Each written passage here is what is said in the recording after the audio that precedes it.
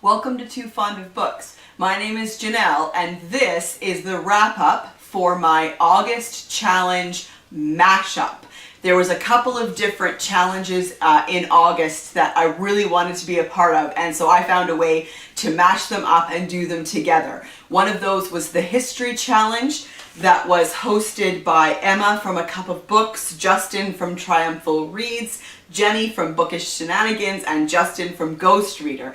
This was a great reading challenge. It was all about getting you to read more history, and I love history. I love nonfiction, specifically history, and so I wanted to get involved in that challenge. It took place between August 17th and 30th, and there was this great bingo sheet. I love a good bingo sheet when it comes to reading challenges. And so as you can see, I did a pretty good job. I was able to use one book for multiple challenges. So as I talk about the books, I'll talk about which challenge they met. The other challenge from August that I was involved in was the Nightingale August challenge. And this was a great one that was just about learning more about Florence Nightingale and reading about true stories about nursing and kind of that frontline nursing history or current day. And again, I had a really good time with that as well. I knew a little bit about Florence Nightingale, but really not a whole lot, so I really enjoyed that one as well.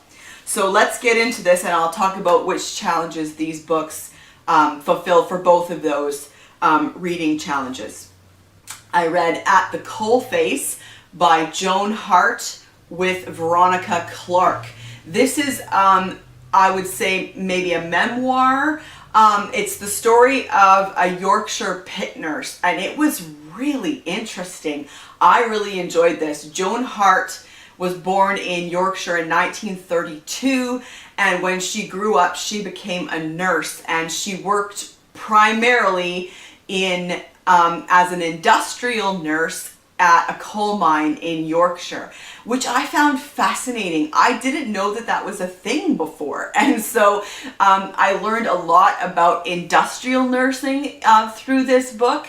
And also, there were just moments in her life where I just cracked up. She got herself into these situations which were pretty funny. So At the Coalface, this was for the Nightingale August challenge. This was for the challenge to read a real life story of nurses or a real life contribution in the field of nursing. And then for the history challenge, this was for history of a social issue. And so this was so good. I learned a lot about coal mining for one thing, and specifically nursing in that environment. Like, she would go down into the pit, down into the shaft to do inspections of the first aid kits and stretchers and stuff. But there were times when she also had to go down to do on-site nursing to assess the situation before they were able to bring an injured person back up to the surface. It was just so interesting. And then she was also the pit nurse during the 84 coal miners strike, which was a fascinating couple of chapters to hear about that strike from her perspective, because she wasn't on either side. She was there to help anybody who needed help, and so to hear her views of that was so interesting. So she obviously had a lot of compassion for the men who were on strike, because these were guys that she had worked with for years, that she had built up an understanding with and a respect for. And so because of that, she was safe going in. She knew that these men wouldn't hurt her. And so one interesting part was she had to get a ride in, because she still worked. Her medical center was in, on site, and so they had to go past the strike line to get in. And so she ended up getting a ride with the pit manager, and the pit manager specifically put her in his car in the front seat in order to protect himself, because he knew that the miners on strike wouldn't attack the car, because Sister Hart was in it, and they wouldn't hurt her. And so I thought that was really interesting. So I tabbed a couple of places here. One was a story that was hilarious. It was when she was training, and so she was training at a hospital in London that was really close to Wormwood Scrubs, the prison. It was like, you know, like across the street or whatever. And so they were warned that when the siren goes off, that means that a prisoner has escaped. And so one night she was on night duty and the siren went off. And so there was this protocol involved. And so she had to lock the fire escape door so that the escaped prisoner couldn't get in to the hospital.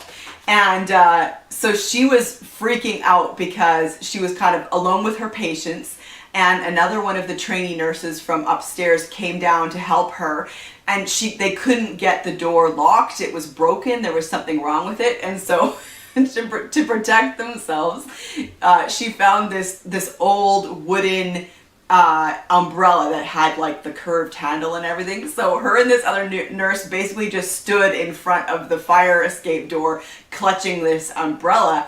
And then of course somebody comes in, and she didn't even bother to see who it was or anything. She just like cracked him one over the head with this wooden umbrella, and it turned out to be the dean of the hospital, which I thought was hilarious. Yeah, it was great. All right, and then she talked about becoming a miner's nurse. I was a complete first and a bit of a curiosity at Broadsworth Colliery, a female nursing officer in charge of 3,000 men, but the National Coal Board was trying to improve its safety record after the pits had been nationalized 9 years previously. Now that I'd been hired, the health of the Broadsworth miners was down to me. I'd work in a preventative role as well as being there to treat the men. So I just thought that was such a fascinating piece of history, even to be involved in that. And then this tab is, she was there when there was a disaster at the Bentley pit, which was just horrifying. At approximately 4:45 a.m., just 5 minutes before I'd received the phone call at home, a group of miners, around 65 in total, had finished their shift and climbed on board a paddy train. The men were taking a ride back to the pit bottom when the train suddenly veered out of control and crashed against the wall. The accident had killed 7 miners. One lad, a Coalface trainee, had only been 18 years old, while another had been 3 years older, aged just 21. The injured men had been traveling in the last 2 coaches of the train and were thrown out, hitting the rock side.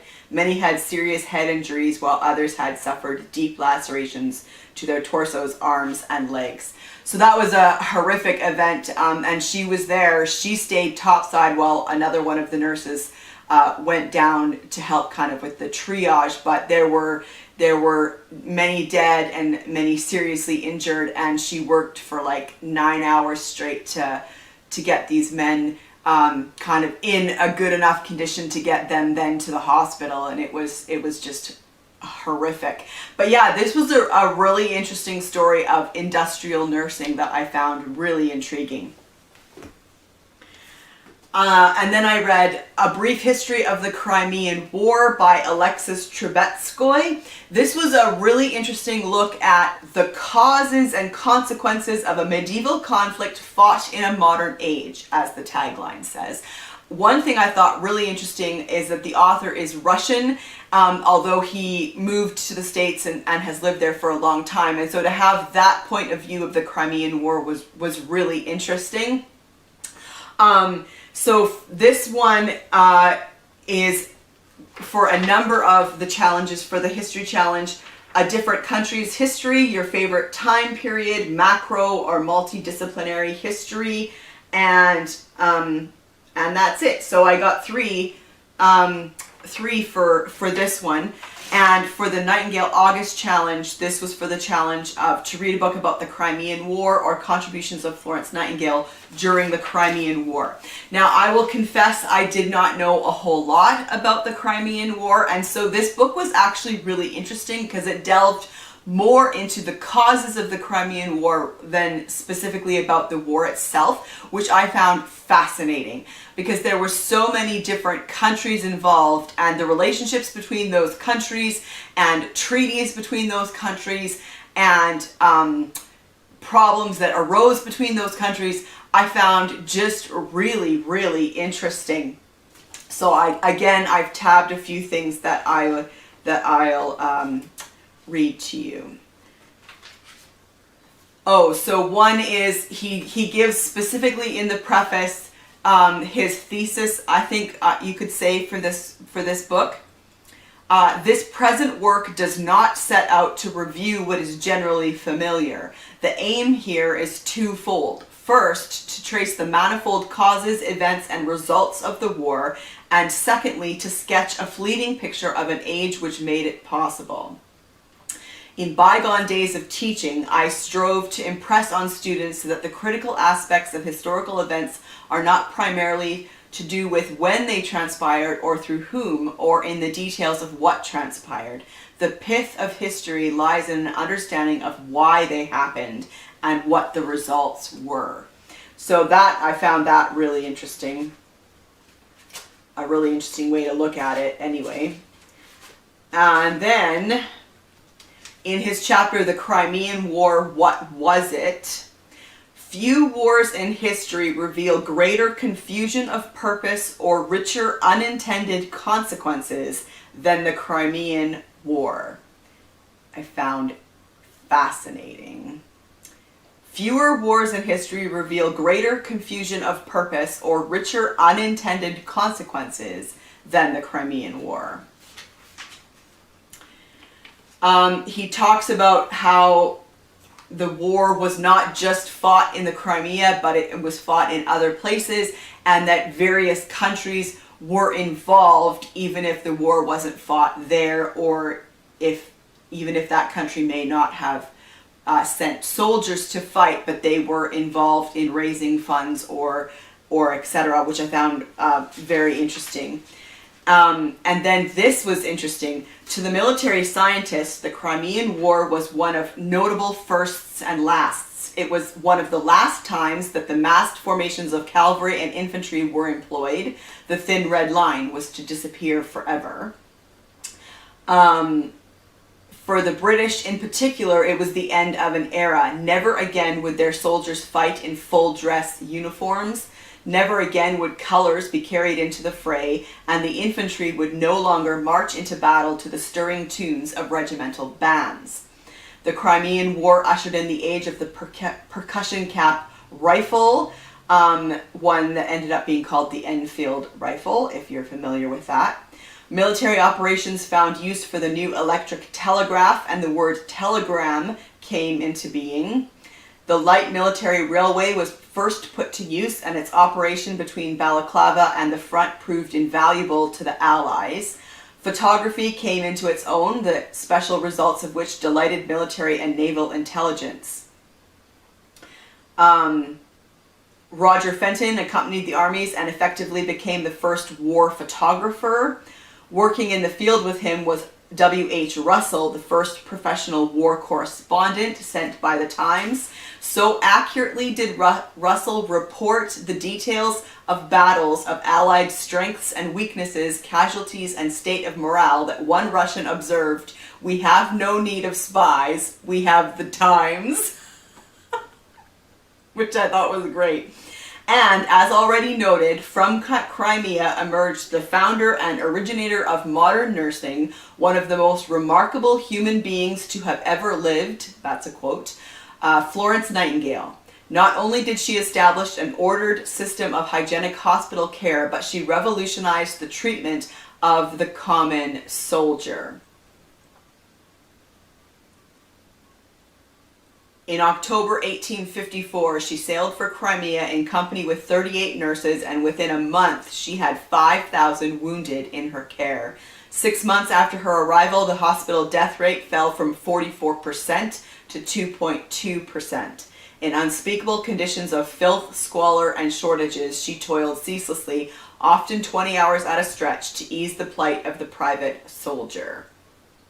The suffering and appalling agony of the wounded and the superhuman effort of this petite heroine are vividly portrayed in Woodham Smith's monumental biography of Nightingale. So I found that interesting because that is the biography of Florence Nightingale that I am currently reading, and I'll talk about that more in a little bit. He also mentions Mary Seacole in this book as a lesser known personality, but one which cannot be permitted to pass without mention.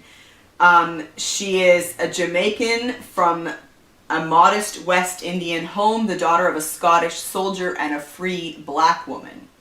As an herbalist, Cecil became expert in dealing with cholera and yellow fever, and when the Crimean War broke out, she volunteered her services to attend the war front sick and injured.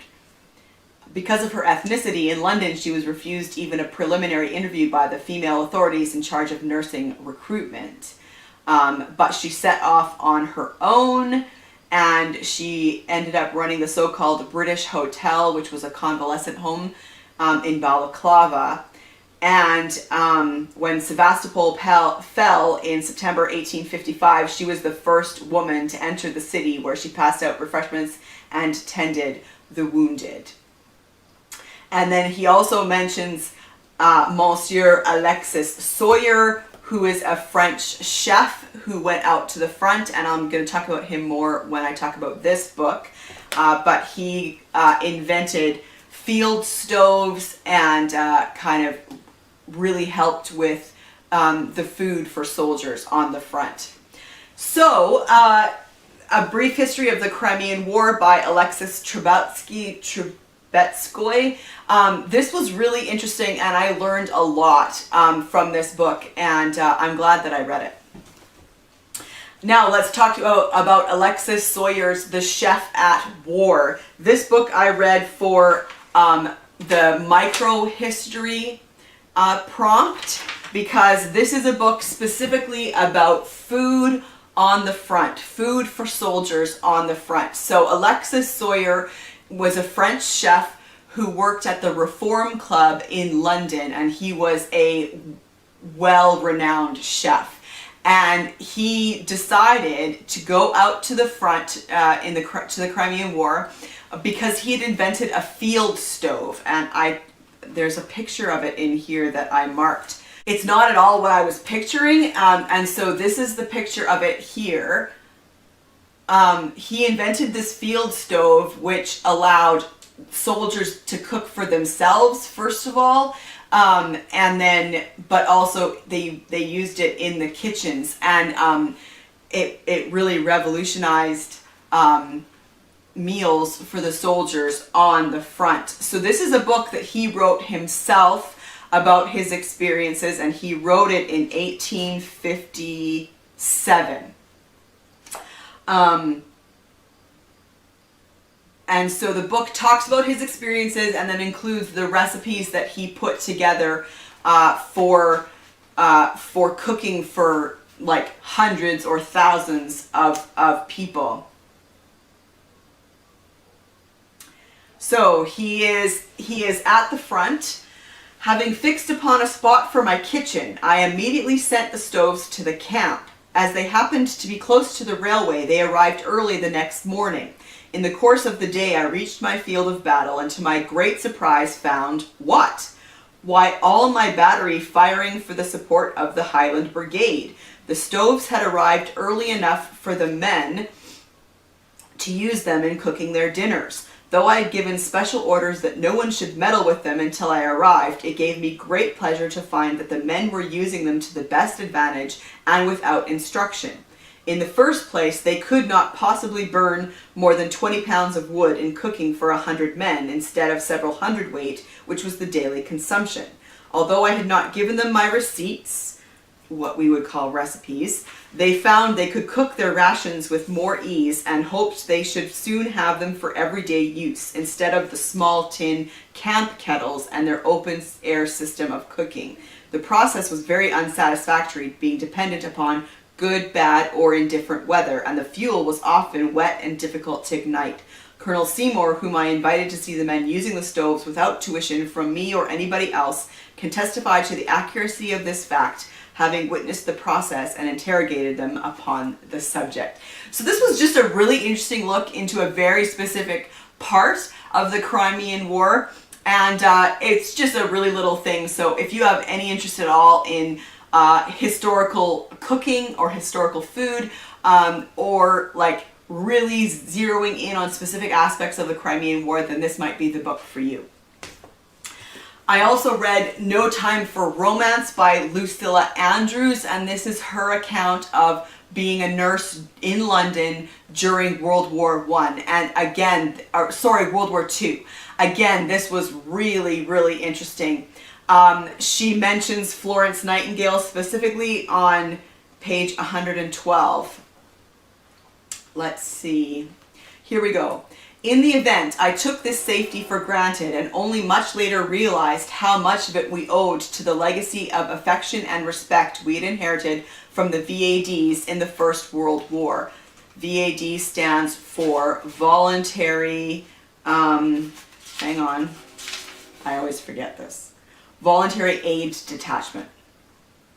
The legacy had lingered on in barrack rooms and went back beyond the First World War to the women who nursed our army in the Boer War and had themselves inherited it from its original source, the woman who single-handed revolutionized military and civilian nursing throughout the world, Florence Nightingale. The sick and injured British soldiers in the gangrene, diarrhea, and lice-infested wards of Scutari Hospital in the Crimea may not have realized that Miss Nightingale, by her own efforts, reduced their death rate from 40 to 2%. But they appreciated her care, practical kindness, and ruthless integrity. The soldiers remembered from old soldiers' tales, the British Army remembered, and so in 1940, young nurses in their midst needed no guards. We were their nurses. They were our soldiers. So I thought that was really interesting. So this one, I had count for memoir, biography, or autobiography, because I have not yet finished the biography of Florence Nightingale because it is massive. I also used this for the category of contemporary history. So Lucilla Andrews, she went on to become a writer, and she wrote stories, a lot of them about nurses during World War II, which is interesting. And there's, again, a few things that I tabbed in here. She wrote, I didn't tell her, but I was not a born nurse, and nor, before 1939, had the idea of nursing ever occurred to me. I was made a trained nurse by the Second World War, the Nightingale Training School, St. Thomas's Hospital, and my antecedents.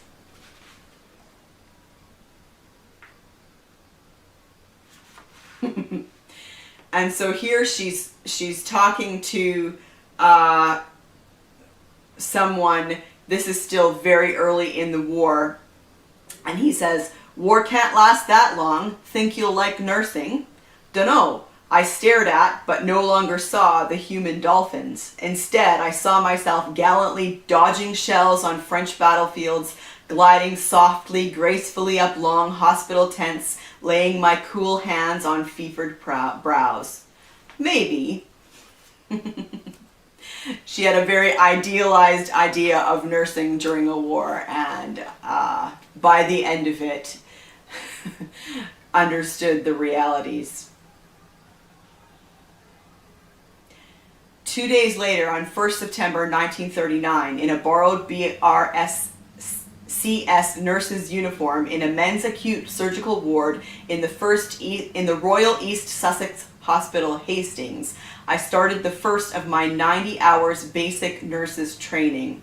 Before that first shift ended, one of my many patients listening intently pushed up his wireless headphones. There we are then, nurse. Old Hitler's marching his lads into Poland. Not recognizing the title, I looked around to see the nurse he was addressing, then realized this was myself, and what else he had said. She speaks again about the Nightingale training school. It was traditional at St. Thomas's that on Tuesday mornings, the matron, who was also a lady superintendent of the Nightingale training school, should interview in her private office in St. Thomas's, London, applicants to her school. One Tuesday in May 1941, with 2 other VADs who had applied in the same week as myself, I was summoned for interview by the incumbent matron. And so she did actually go to specific nurses training at the Nightingale training school. And then she sees there's a lamp at, not a lamp, there's a statue at St. Thomas's Hospital, where she ended up doing a lot of her work as a nurse during the war. The stone steps led up to tall, heavily battened doors guarded on either side by little stone figures of 19th century cripples. There was no electric light on in the empty hall. It was so darkened by the bricked-in windows and the battens that it was a few seconds before I saw the cracked plaster on walls and ceilings, the plaster and dust on the floor, and the duckboards laid across a gap in the corridor floor a few feet from the larger-than-life stone statue of Florence Nightingale holding her lamp. One of the other girls said, "Did you notice that porter called her Miss Nightingale?" I vaguely recalled someone, probably one of the VADs already accepted by St. Thomas's, telling me to say Miss and not Florence if the name came up in my interview. Simply not done to call her Florence in St. Thomas's. And with that thought in mind, for the first time on a duckboard, I crossed the long ground floor main corridor that had once connected all the blocks. Yeah, so this was a really interesting look at nursing specifically in London during the Second World War, and yeah, it was pretty good. And then finally, I read No Cure for the Dead by Christine Trent. This is a historical mystery featuring Florence Nightingale. So I read this for a number of the prompts for the History Challenge, for a historical fiction, for woman author, and a country on a different continent. For the Nightingale August Challenge, it is for read any novel based on nurses or nursing. So this was a historical mystery where the main character was Florence Nightingale, which I thought was really interesting. And she did her job researching Florence Nightingale for this book, which I found interesting. I also really thought the acknowledgement at the front was interesting. She says, "For the millions of nurses in the world who endure exposure to disease, pestilence, and all manner of miasmas simply for the love of their patients. Especially the nurses who worked in the MedStar health system who exhibited this love during my mother's final years." So in this book, it takes place in 1853 when Florence Nightingale has just accepted the position of superintendent of the establishment for gentlewomen during temporary illness in London.